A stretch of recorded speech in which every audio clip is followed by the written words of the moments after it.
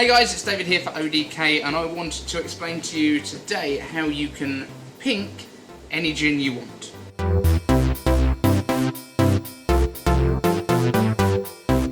So, as everyone knows, pink gin is a huge trend here in the industry, certainly in the UK. I don't know how it is anywhere else. And there's a lot of brands out there that don't create a pink gin. So we're going to show you exactly how, as a bartender or as a gin enthusiast at home, you can make whatever gin you want pink very, very easily. So guys, there are a huge number of gins out there who don't choose to make a pink gin,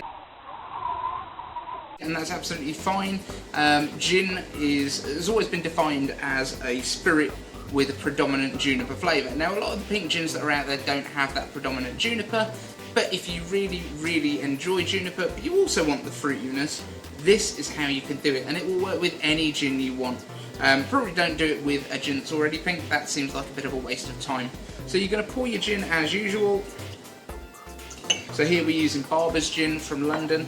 It's a pretty standard London dry, which is great for this kind of thing.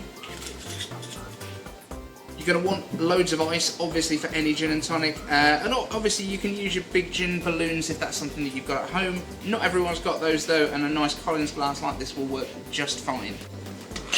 So we've got our gin, we've got our ice. The next thing that we need is ODK Raspberry. Now we do a range of different fruit purees that you can use in this. So our wild berry would work great, strawberry.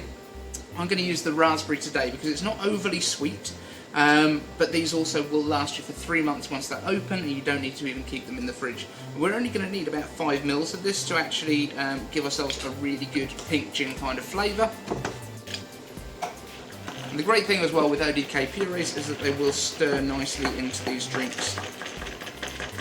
You won't have clumpy bits at the bottom, and they're also not super full of seeds, so you're actually going to get a lot closer to what you would expect with a pink gin.